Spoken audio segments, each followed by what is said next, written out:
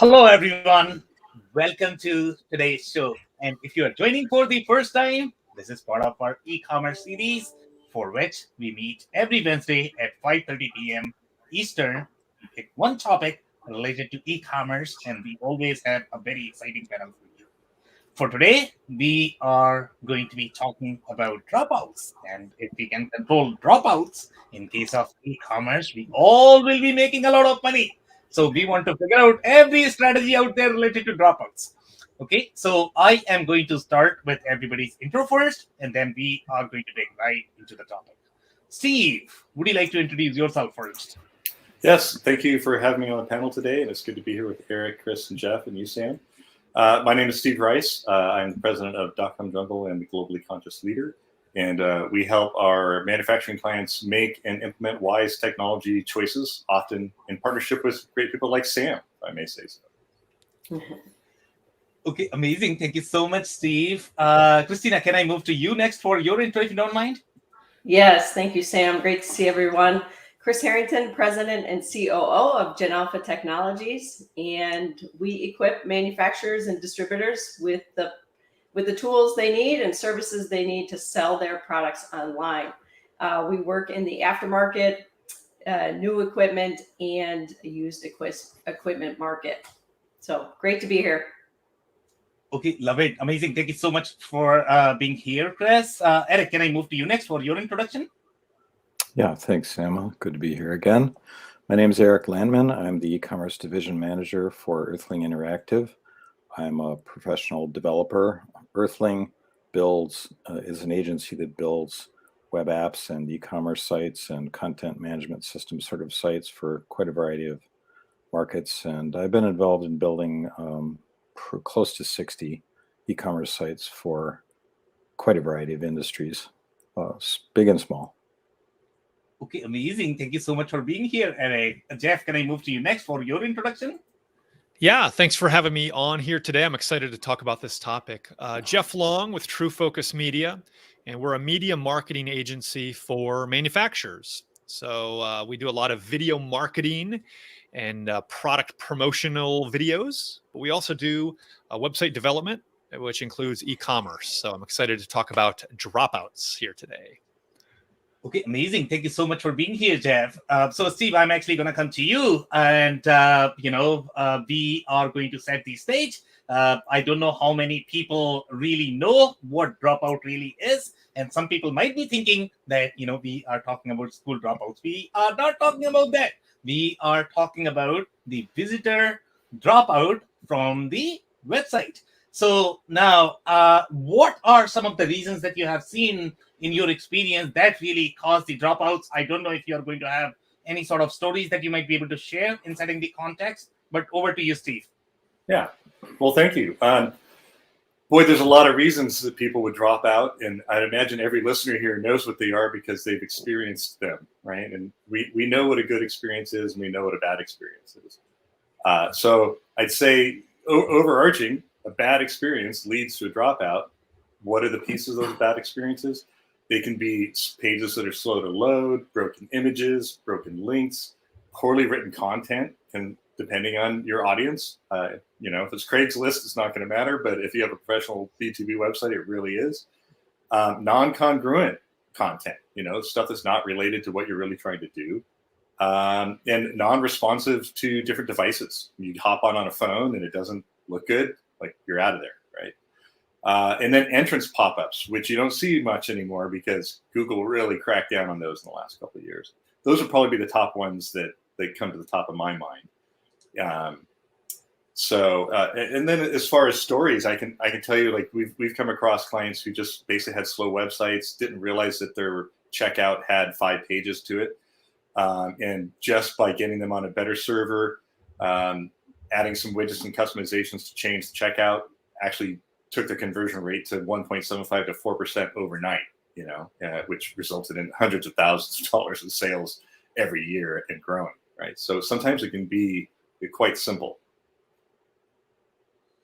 Yeah, and I completely agree with you on all of these points that you mentioned. And sometimes things could be as simple as just making your site fast. could result into so much sales that you have mentioned. And I have seen sites being super, super slow. At least 80% of them. I don't know how many of them realize that speed is going to be a major factor overall, even in case of your dropout. And then you also mentioned the images. I don't know how many companies really pay attention to that. But obviously, the congruence is probably going to be one of the factors that you always like to talk about. And I don't know if you're going to have any specific stories related to congruence that you noticed, and then you probably had to improve. Do you have any story related to congruence by any chance? Well, certainly. And I think one of the stories is a client that had 40,000 products, and they were audiobooks, and they had somebody running audiobook campaigns in Google Ads. And you'd think that that would be a targeted campaign, but we all know American Sniper as a book. Well, they weren't. When somebody was searching for American Sniper or audiobook, they sent them to the homepage, and that's. Well, I was going to say that's okay, but it's not. It's not okay. They need to go to the American Sniper page, and that would be true congruence. And I think that since I brought up paid advertising, this is one of the things that gets overlooked by companies when they make the case that they should not be paying for their own keywords. Yeah. Because when you pay for your own keywords, you can be really certain, if you're doing it right, that you are driving highly qualified traffic to your landing pages. And you should then be able to say to yourselves and to your team, the high quality traffic at this page produces this kind of conversion rate.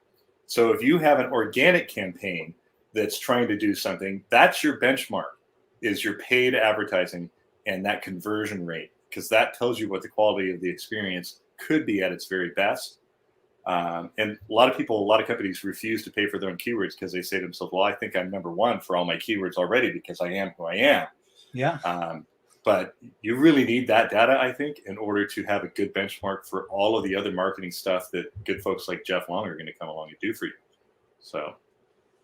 Okay, amazing. Thank you so much, Steve, for that. So, Chris, I'm actually going to move to you next. What are going to be your thoughts overall in terms of the causes? I don't know if you are going to be including any more that you have seen in your space, any specific stories. Do you agree with Steve in competing on the same keyword for which you might already be ranking for? Well, I haven't done a lot of study on that, so I trust Steve in all things related to that. But what I can tell you for sure is that as we look across our customer implementations, and I did a little bit of that research even before I jumped on here, a big area, because our customers have a lot of SKUs. It's not uncommon for many of our customers to have more than 250,000 SKUs. We have a single customer with 3.7 million SKUs. So when you think about the volume of the SKUs that they have and the level of data they have to manage, that's a lot. And it is only through data that they can start to really refine their product categorization, content, and other things. So what we find is that search is an area where drop-off occurs first. So it's actually the most used area of all of our websites. So customers come in and they start typing the thing that they think to look for. And that's not always what the manufacturer has planned for them to look for, right? Yeah. I use a synonym example frequently, like tires, wheel, spare, right? So if you only have wheel and you don't have any synonym or any other way to guide when that result comes up when they put in tire, so that the products associated with you've already defined wheel, there won't be any result, and customers may leave because that's the thing they started searching for. We do find that customers in our world will have old legacy part numbers that they might search for. So this could be a legacy ERP part number that existed in a former manual, and that's the only reference that they have. They come to the site, they enter that into the search, and there's no link from that legacy ERP part number to the new part number. Now, we would always encourage our customers to have that link, but if for whatever reason that was misplaced, that could be an area where there's an error. So vendor numbers, a lot of parts will have a vendor number stamped into it. And they will come and look for the vendor part number because they don't know the actual OEM's part number for that particular. And if there's no link from the vendor number to the OE part number, then that could be another drop-off area where they're just not finding it. It's the only thing they know. So they might try to start putting a description in. Maybe there's too many results for that description and it doesn't help them narrow. So these become some of the things that end up creating drop-off in search. Okay. Now, the next page that in all of our implementations is the most important page before it moves to the shopping cart is what we call our product detail page. So let's assume now that a customer searched, got the page that they were looking for. Now you have all of the information on that product detail page that could be missing to confirm for that user or customer that it is in fact the thing that they need to purchase, right? And that could be no images, right? So Steve covered images or breaking of links and other things. It could be no clear product description. It could be no product specifications. It could be no product recommendations along with that product that really confirms for the user, yes, I've got the right product that I'm looking for. It could be that there's no inventory. So that a particular product that they landed on now has no inventory. And the user needs to know the availability of that product before they're actually going to purchase it. So now they have to pick up the phone and find that out for themselves. It could be that the price isn't what they thought it should be. Or maybe they've already done additional research. They've gotten to your page and they're looking at price and the price isn't where they would expect it to be, or it doesn't match their own system price. So a lot of companies that we work with, they have customer accounts who have the pricing loaded into their own systems. And if there's a mismatch to the price that's coming up when they've logged into that site, then they're not going to have confirmation and go ahead. So they're going to drop off. So these are some common things that we definitely see. Now, I will say that not all drop-offs are bad, right? You could have, I'll give you an example. We have a customer who just inserted training into their website. So now they have training and the number of searches for training is significant. It's the highest searched item now. But what happens is when you get into training, it says contact customer service. So they didn't load, when the training is available, a calendar for the training. So now there's this contact customer service message, but that's what they wanted. So their first step in this process was, let's make training available, show them what we offer, but then the message is going to be contact customer service. So drop off is occurring every time somebody's searching for training, but that is what they expected, at least for this first phase. So that's an example. I can tell you personally, I drop off of websites very quickly when they want my information. So when there's a pop-up and immediately they're trying to know something about me and get all of my details because they either want to continue to email me or they want to offer me a coupon and it's the first time I've ever visited. I don't even know if I want to buy from this company. That is typically a turnoff for me. So pop-ups can be one of the areas where, personally, I drop off of websites. So those are some stories that I could think of related to our clients, Sam. Yeah, could not agree more. I mean, I would not feel comfortable giving my information either unless I really trust the brand and I trust that I am probably going to get something valuable and that I am looking for at this point of time, not in 5 years.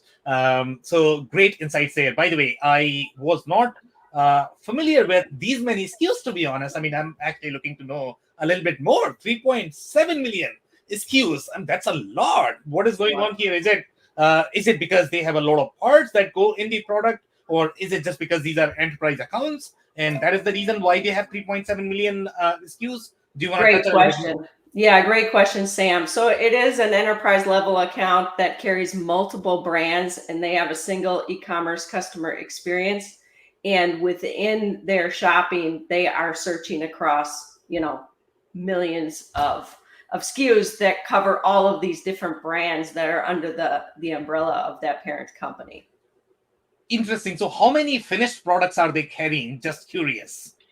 I don't know the exact number, but on an annual basis, they're probably anywhere from 40 to 45 models per year. And if you look over the legacy of the equipment that they built, if those models change and there's upgrades that take place each year or new product is introduced, but they still have assets out there that are 20 years old, then you have to, certainly you're servicing this equipment for a long period of time. So those SKUs will still be valuable to the user. Wow. Okay, Yeah. that's massive.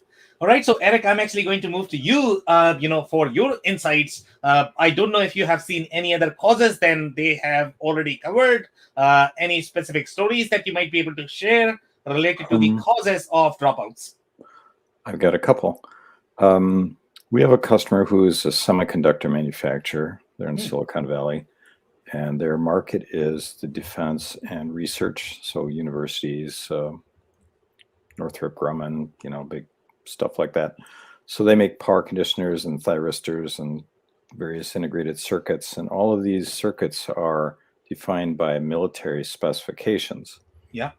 But as time goes on, military specifications change and they need to retire the part numbers.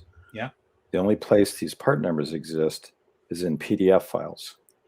So if a specifier is looking for an old part number to use in a new component, and the search system on the site only deals with existing products, or that old part number is not in the database, they will never find it, and they will lose a sale. And these could be quite significant sales. This is not something people think of. They think, oh, they just put a PDF file on the server, and of course it will be found. Well, actually not. You have to have a search system that's specifically designed to search PDF files and return the results in some sort of reasonable format. So I've got a couple other things here too. Switching gears completely, we have a customer who's a radio station in the Midwest, and they have a marketing plan where they sell radio spots, and then to usually it's restaurants or car dealers or usual local businesses. They have a certain number of packages to sell, so they sell really fast, rapid fire, because they put them on sale. And I'm looking at their Google Analytics conversion funnel right now. So a result of one of these campaigns, they got nearly 1,000 page sessions started. The first interaction dropped off to 344 sessions. And but many of them wound up actually in the shopping cart. So they found immediately what they wanted, put it in the cart. The next thing was checked out. So within 2 pages, they were able to purchase something, which is like a home run. That's fantastic. Then though, we see, looking at the same analytics sales funnel, there are other people sort of wandering about looking for things. And this can be good or bad. So to address a point that Chris made, depending upon which research study you believe, or you put credence in, some are between 40 and 80% of customers research products before they buy them. That doesn't mean they're dropping off. That might mean they're coming back in a couple days. So it doesn't necessarily mean you lose them. So part of what I do as a developer is to educate my customers about what some of this means, because just because these 1,000 people didn't immediately buy something doesn't mean they're gone at all. Now, that also doesn't mean you should just accept that. There probably are some user interface tweaks or some checkout things that could be modified or certainly researched. So those are some things that are interesting. I've got a whole list of factors to watch, but we can cover that in the next question. Yeah, so some amazing insights there, and the PDF one is the classic one. I mean, I just didn't realize that people were not really keeping their part numbers inside either their ERP system or the e-commerce system. So I need to know a little bit more about these parts. Are these really throwaway parts that these companies are utilizing only for the estimates? And is that the reason why it is residing only inside the PDF files? Oh no, these are old part numbers that have been retired in the particular military spec that references that part for whatever reason. I don't know why. Maybe the batch system or inspection system is outdated, or I'm not sure what. Some of these could be 15 years old. You put up a communications satellite. Yeah. You're not going to do that every day, right? Or every year. So that specification that denoted that part, if that part was retired, the only place that part number would be listed is in that PDF file, because 15 years ago, they didn't have a website with that data in it. So, you can't just assume everything is always online. Yep. Amazing insights there. Thank you so much, Eric, for that. So, Jeff, I'm actually going to move to you. So, what are your thoughts so far in terms of the causes of dropouts? Did these guys miss anything? Have you seen anything else? Any stories? Yeah, just a couple things I want to add, and obviously all amazing stuff here. I love being on these because I learn a lot from the other people here. I think a lot of it can be companies, especially ones that are highly technical, can make some assumptions about their customers that could be way off, right? Chris mentioned like what they're searching for. I mean, it could be even the flow of what happens when a customer comes onto the website, where they go first, and just making some completely wrong assumptions, so that when they get to the end point, they're way off of where their customer would naturally want to be. So that's been huge. I know we worked with a company where, for whatever reason, they had some like internally, they made up some names about some of their products and stuff that was only really meant internal. And then over the years, it got kind of projected externally. Well, nobody's Googling those terms. So even though the company was using these terms and in all their marketing, all their website and e-commerce, and they kind of meant something, like nobody was searching for these because the industry had already decided what the terms were, and this company wasn't large enough to redefine these terms industry wide. So once we kind of saw this, and I think it took an outside perspective that we kind of caught, it was like, wait, what are you talking about here? And it was like a light bulb went off, and they were like, oh, maybe this is why, we've been having some issues with whatever. So again, and that can happen with highly technical products and parts and things where maybe, your customers aren't on the same wavelength. Maybe they're highly technical, but just in a different way. So that's kind of my number one thing. And then, like I said before, most of these e-commerce sites that we work with, I mean, the SKUs there's a lot of SKUs. It takes a lot of work to update content, descriptions, photos, videos, links, recommended, related product, all of that. And sometimes companies don't have the bandwidth or the focus to be able to do that, or the time or the budget. So it's hard work. I feel bad for our clients and companies. I mean, they have a lot going on, and this technology thing can easily explode in their face and be a I don't know, a burr in their saddle. I don't know why that example came to my mind. I'm not like a cowboy or anything, but so there's a lot of complexity, and I know everybody here on this call knows all too well that complexity. Yeah, exactly. And it's going to be even more complex when you might have, let's say, dropouts, and you cannot really figure out why those dropouts are happening. Yeah. So obviously, this is a lot of work. There is no question about that. E-commerce, any technology initiative is probably not going to be easy. But then, obviously, you are looking for an autopilot that is going to produce a lot of money for you in the future. So you need to invest a bit as well. Right. Okay, amazing. So, Steve, I'm actually going to come to you in terms of, any strategies that you have seen working. Obviously, now we know the problems that actually cause the dropouts.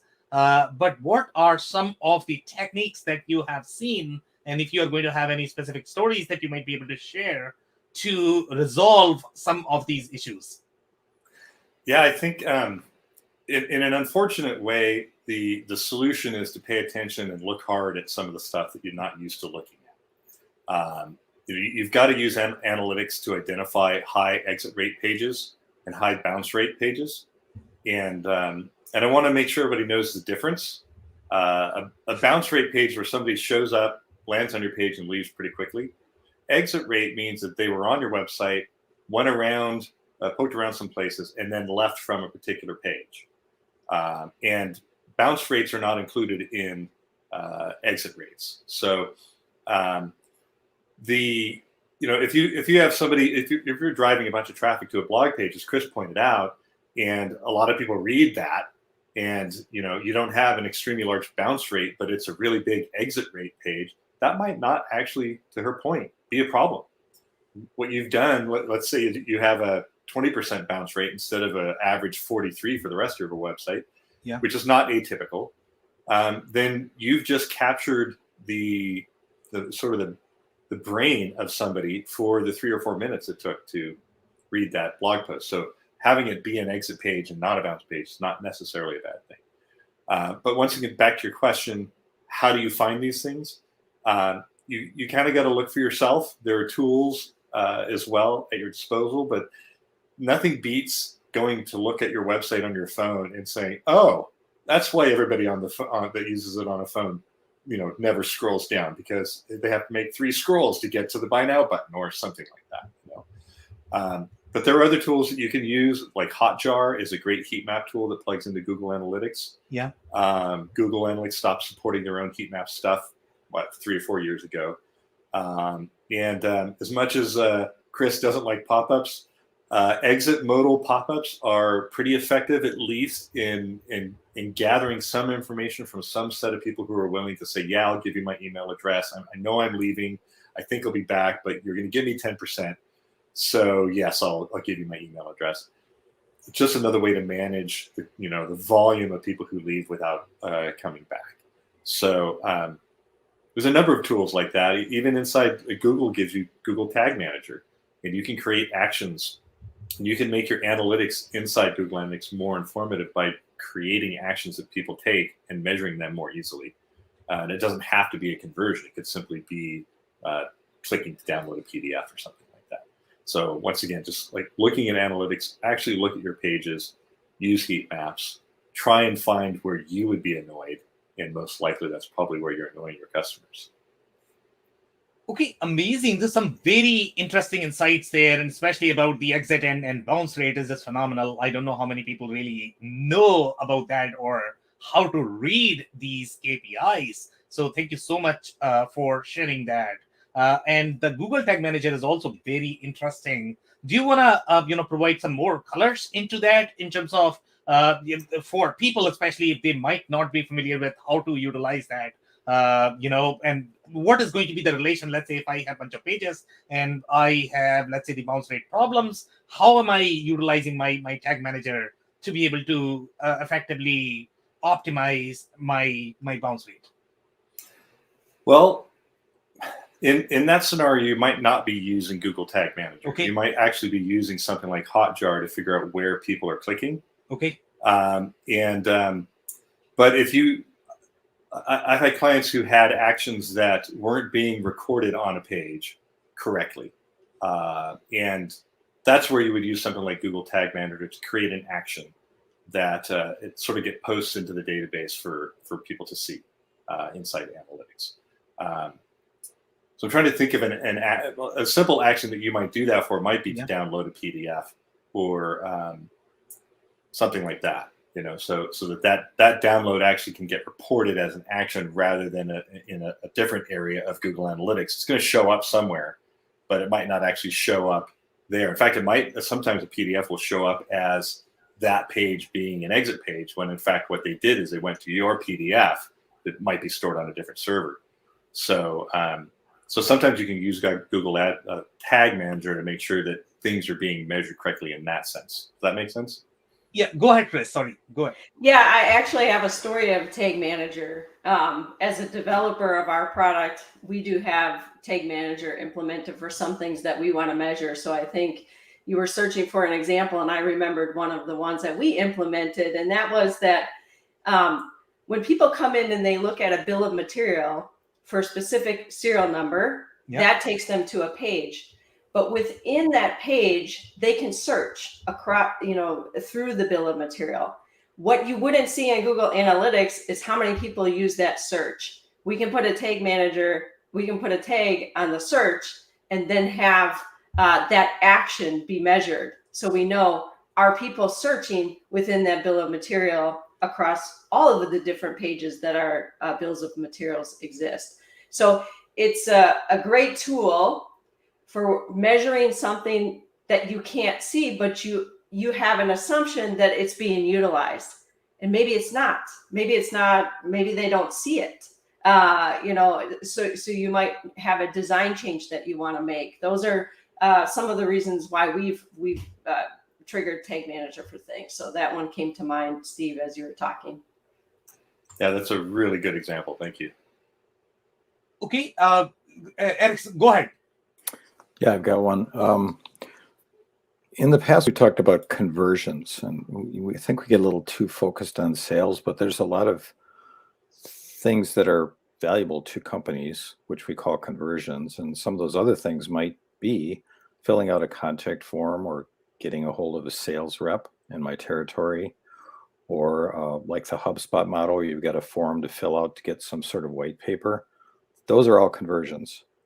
And you can use Google Tag Manager to attach that to the submit button to see how many people actually submit that. Now, you probably have other ways to find that out too, but seeing it all within Google is pretty helpful.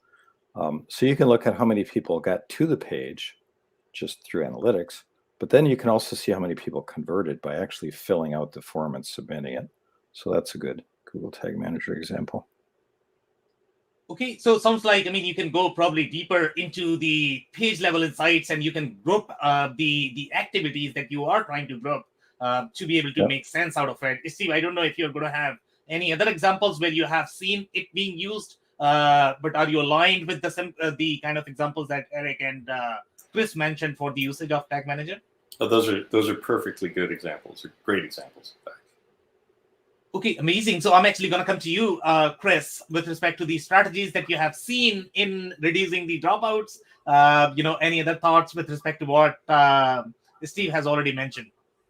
Yeah, so I do think it's really important to analyze where your exit pages are occurring. So I can tell you that, when we have seen high exits, for example, in the checkout process, assuming the checkout functionality is clean, to go back to Steve's earlier point, we have found that customers might not find the payment options that they're expecting or the freight options that they're expecting. And then they drop out because, and they're not converting.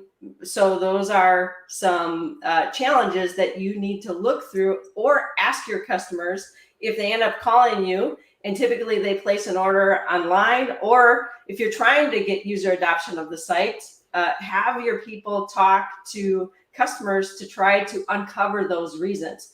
Sometimes it just does take going through the same flow, putting yourself in those customers' shoes and saying, why would they have dropped off here? I will say, to go back to my earlier talk about search. So within Google and Google Analytics, you can go to behavior, site search, and search terms, and you can see all of the search terms that your customers used in a period of time. And it'll give you the exit percentage on those search terms. So now you can look at, what are my customers searching for? And they have no result. Go see what, your highest exit rate search terms. Go check in your e-commerce site and look at it. What was your result? And does it help you understand why they might have dropped out? Now, it might be a solid dropout, right? They got their price and availability. They saw what they needed to see, and they're fine. it could be something different, that that search term doesn't exist. There's no result, and that's why they're dropping off. And now you need to understand, what would that search term have been? Can I come to some conclusion about that, what that could be, so that I can fix it? So it really does take diving in. Steve talked about mobile, so checking how the performance of your site on mobile devices and across different browsers, speed, links breaking, are people bouncing at a higher rate? And I know we're talking about exit strategies here, but if they're also bouncing on a certain browser, that could be that browser has an issue. And sometimes the only way to truly understand it is to go check. I use Chrome all the time, but if Firefox is causing a problem on certain pages, I need to install Firefox and go check it out, see what it is. And that's the work that we're all talking about here. So it really is putting yourself in the shoes of the customer, like we talk about so often, and first using the analytics data to say, here are a couple problem areas. It could be pages, it could be these search terms, it could be it could be on that product specific page or many. Take your top 10, try to fix those, and then go to the next 10. So if you hit the heavy hitters first, fix those, hopefully it'll lead to conversion on the next search or that next look at that product page. Okay, so amazing insights there, and I really like your bit about the percentage. That's super, super, super important. And the bounce rate, the solid bounce rate you also mentioned. I don't know if the solid bounce rate is going to be similar to the exit percentage versus the bounce rate that Steve was mentioning. Do you want to clarify a little bit more where they all correlate? Well, I mean, somebody could bounce right off your page, and it ultimately is still an exit. It just is the first page that they came to and then they left. There could be a problem with the entry point in that specific browser that caused them to leave right away. And again, it could be because of broken things or something's not working. I'm not really clear on all the bounce versus exit type things, but I do know it's important to look at your high bounce rates and your high exits and see if you can understand what's going on there. Okay, Steve, if you have anything to add, please please jump in. Steve, do you want to go ahead? Well, I was actually reminded of one of the better examples of use of Google Tag Manager. Chris reminded me of it, if you don't mind just stepping back to that, which is that with the advent of one-page checkouts, when you have somebody bounce from your checkout, it's always the same page because there's just one checkout page. And you can use Tag Manager to change each individual. I'm gonna refer to it as a web app, but it's not really that. But each little section is kind of its own little web app: ship to address, billing address, credit card, and whatnot. And so if you can use Tag Manager to know that somebody filled out shipping address, filled out billing address, and maybe didn't finish doing checkout because they didn't like your credit card options or something. So that's just an example of where Tag Manager can be used to create more relevance in your actions that you see in analytics, and not just rely on the default analytics, which will just tell you that somebody left that page. You're not even sure what they were doing when they left. So. Yeah, that's a very interesting example. And Eric, I don't know if you had any comments in between. You had a comment, right? I do, yeah. In fact, it's really common for users to come to checkout pages and want to know how much shipping costs. Well, some systems don't allow you to check the shipping costs until you until you get all the way to the very last step. But so if you see the Dropouts, like the last steps, and you have all like 4 things going on there, it's like, well, how do you figure out what it is? So we can do exactly that. We can attach Google Tag Manager to the little form that lets you enter your zip code, and you click show me shipping rates. If that's the last thing they did, well, that's a pretty clear indication that you got a problem there.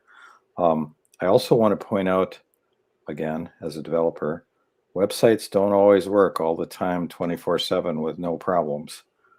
We've had spates of weird stuff going on where some shipping platform goes down for 20 minutes, and then it comes back.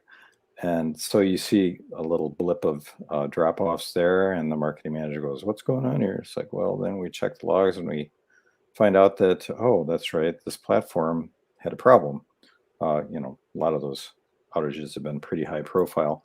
Also, there can be weird things that happen with hosting. Most major e-commerce sites are hosted on multiple hosting containers, and it's possible and actually distressingly common that some of those hosting containers, the content gets corrupted and they degrade, and then they are replaced automatically. If your customer hits one of those things, they can get weird stuff going on, like style sheets don't load, or your browser freaks out, or the content's all hacked up. These are technical terms. So, that can enter into it too. You can't just always assume everything's going to work, because it doesn't. Yeah, that's very interesting. So do you want to share your thoughts about, different strategies as well? Yeah. What have you seen? Did these guys miss anything that you may want to add? No, that was great information. I would just look at, well, the key for sure is some sort of analytics, and preferably with Google Tag Manager and Hotjar, because you can drill down exactly to the page or even the little piece of the page where somebody left. I would also look at things like session duration. Like, has this user, have they sort of wandered around the site a lot, or did they hit a category, add something to the cart, and then they stopped immediately? Maybe the shipping was the last thing they looked at. I would look at all those kinds of things. Also, I would look to see if there's any errors in the code.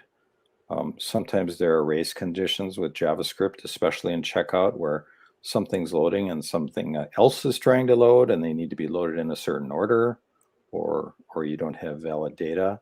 I'm sure everybody's experienced this situation where they go to a website, maybe they enter their address, maybe it's doing some sort of address validation lookup, and then it starts to fill in the shipping, but then it comes back and says, oh, your address is not standard. You need to use this post office version of the address.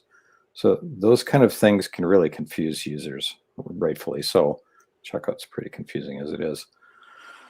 Those things are really hard to detect because there's no actual error thrown, but it can still screw the works up.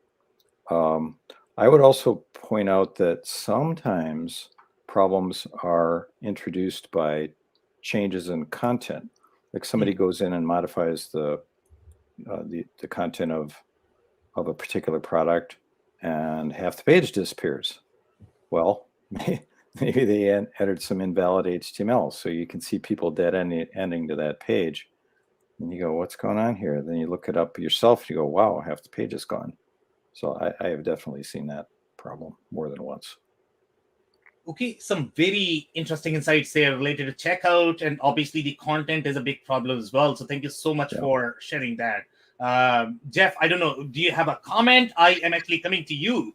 Yeah, a couple things. Obviously, we've been talking a lot about like the technical side and user experience, but I think even user expectations have changed, right? I mean, with Amazon and other big platforms, we're just used to seeing video and images and reviews and just some of those things that are common on the B2C platforms, but not necessarily on all the B2B platforms. And so, since my company does a lot of video stuff as well, a lot of it is, product videos, product demos, product install, safety, setup, you name it. And so customers are expecting that. Now, obviously, when you have hundreds of thousands, millions of SKUs, like what Chris said, that can be a logistical challenge, to say the least. But again, customers expect more information.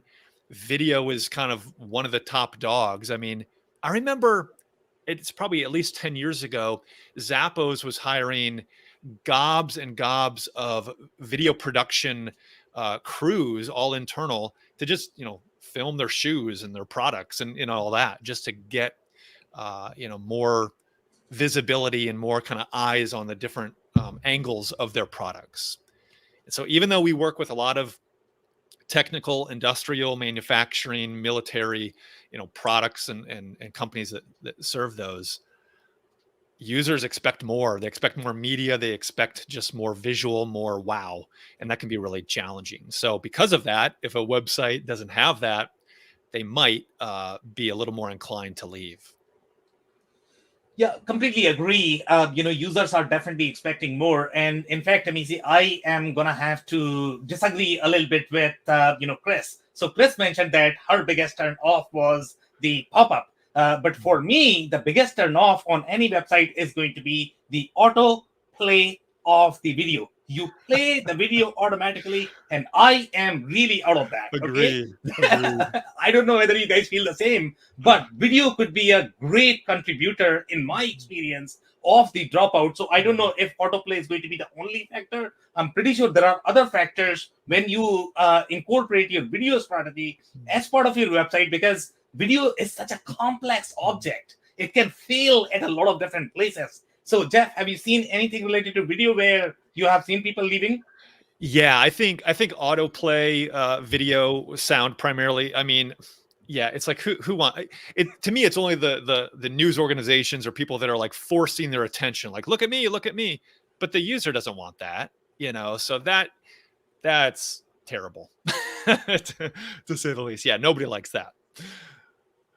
Yeah, and I would add that when you're in an environment where you're sharing space with multiple people, now that's not as common anymore, but it obviously still exists. When that autoplay is on and the volume's on, people are looking for, how can they click out of there as soon as possible, because now they've disrupted the environment they're in, or they think people's eyes will be on them, or they might be perceived as doing something wrong, all of those things. So those are great points about not having the video turn on automatically.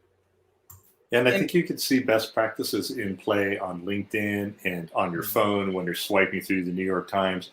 You will see videos that are playing with captions and the audio's not on. Yep. And it's actually, certainly compared to like having the audio just pop on all of a sudden, it always scares the bejesus out of me. It's actually, for me, a comforting experience to be able to see that video, see some of the words and go, oh, I might actually be interested. Because the other alternative is to have the video playing without audio and not know. So that's the best practice right now. And I think we've come as a community, both the developers and users, to appreciate and use that. And so we see it a lot. Well, we talk about assumptions, right? I said earlier, like companies make assumptions about what their customers are doing. I mean, I've been producing videos for 19, almost 20 years now. I don't really ever read captions. I'm not a captions guy. I could take them early, I don't. But I did a survey and I've read other statistics that like captions are tremendously beneficial, not just from an SEO perspective, not just from a language barrier or whatever, but people just like, I guess, reading videos. I'm not that guy, so I'm making assumptions that are wrong. And so it's easy to do, is my point, to make those incorrect assumptions. I got a comment about that too. Yeah, here we are in the United States and Canada, for some of us, and we are making the assumption that this is an English-centric solution, but there's an awful lot of foreign language speakers around that are trying to learn language, or they're struggling, or they don't quite understand what you're saying, or you're from East Texas and I'm going, what did he say? So I think captions are great. I like captions. My reigning theory is that with the advent of the Nordic noir crime TV shows that require captions, and we all watch them, and they're horrible when they're dubbed. That's why we like captions now. Is we can thank the Norwegians.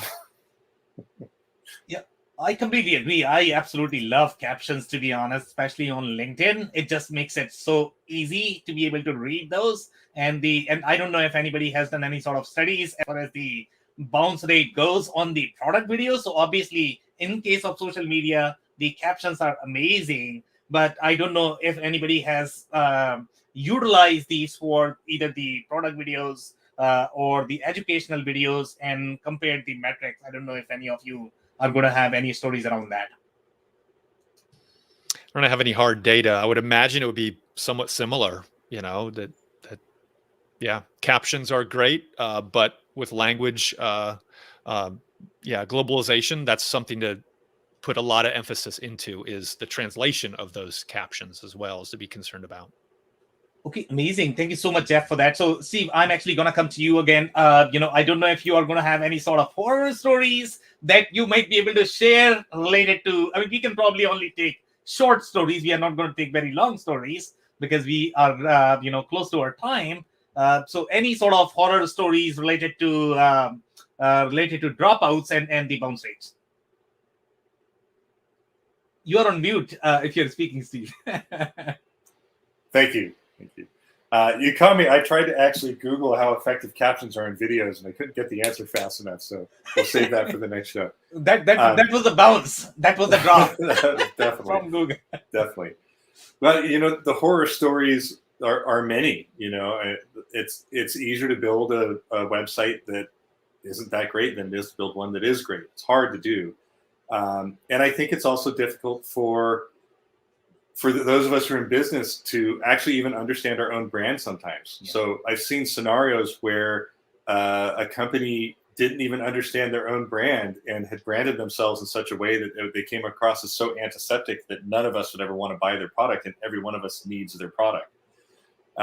So one of the horror stories is coming across a company like that who kept saying, I don't understand why we can't get consumers to buy our product. And we looked at their website, we looked at their branding, and said, well, it's pretty much, it looks like you're selling it to really, really rich hospitals and doctors. And that's about it. So you get it. It's not just the technology, it's the user experience, it's their perception of you. Think about Patagonia.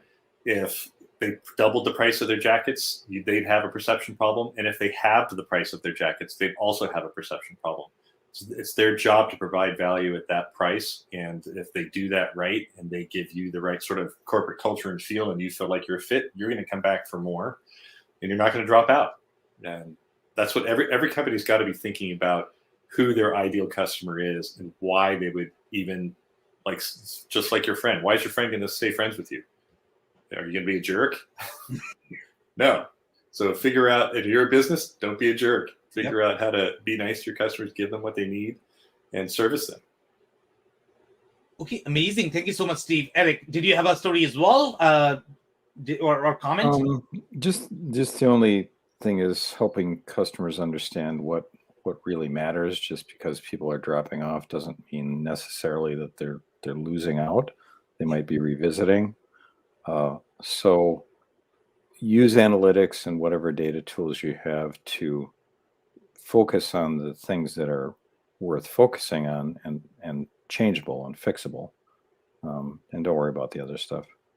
There's a certain amount of people that will just visit a site and go away because they're just bopping around all over the place. Yeah, completely agree. Understanding of your customers is obviously going to be critical, who you really want to retain and who you don't want to retain. Chris, you have a comment story? Yeah, I was just thinking, most of our, what I classify as horror stories, really come because we're a developer and maybe we didn't attend to the performance of the site properly. And this is more in the earlier stages when we assumed something would work, and then you turn it on and the loading time is not where you would want it to be from a performance perspective. So now you got to make a change to make sure that the speed is there. So as I think about stories, it's really, as a developer, we have to find those things before our clients do, so that it doesn't lead to the drop-offs. Sometimes we miss some things, it gets to the client and there's a problem, and then it gets back to us and we have to find creative ways to solve for that. But I definitely think that certainly occurs when there are so many changes happening in e-commerce today. So it's an iterative process. I guess I would just put that out there. And it's important to correct those things as you see them. So usually they're on our side, and we have to correct those. Okay, amazing. Thank you so much, Chris, for that. Jeff, do you have any, horror stories that you have seen? Yeah, I mean, last couple things. I don't want to reiterate too much. I think it's also looking for ways to serve the customer better. So even simple things like a live chat or ways for the customer to ask questions or get the feedback, get the information that they know. My parents were both lifelong educators, teachers. So like, how can we teach our customer and help them get the knowledge they're looking for? So a lot of times when I'm, talking with companies, those are some of the questions we have. Yes, from a technical perspective, we want to have, the right code and mobile responsive and all that, which is a whole animal, as we know. But we also want to have, the right tools for the customer. And so, and I've found some companies on the smaller side can be resistant to a live chat or things that they think will take more of their time. But it's like, well, the customer is either going to bounce or call you, or you're either going to lose a sale or they're going to bug you in some other way. So let's find slightly more automated or convenient ways for that customer to get their questions asked or answered. Excuse me.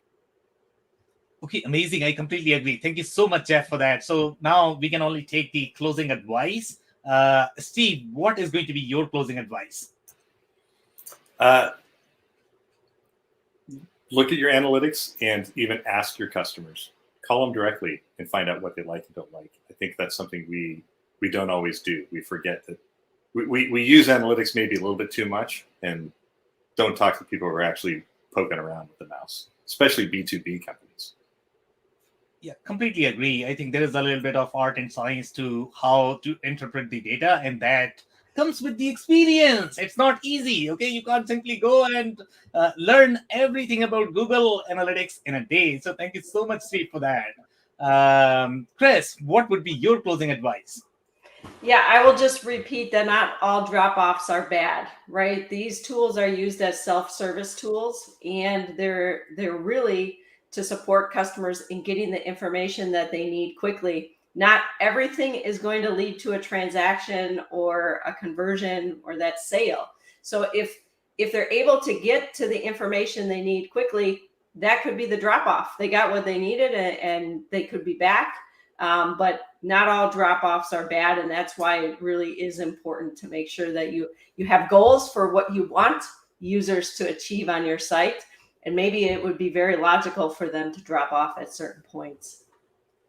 Yeah, could not agree more. That pay attention to the specific drop-offs and see why that is happening and find out if it makes sense to really retain them. Otherwise, it's better to probably have that. I don't know if that is going to affect the analytics, but thank you so much for that insight. Okay, Eric, what is your closing advice? I would just realize that there's more than one thing that can be recorded as a conversion, and track those and become a bit more sophisticated about how you look at these analytics tools. Use analytics, first of all. A lot of people still don't. Get on the bandwagon here, people.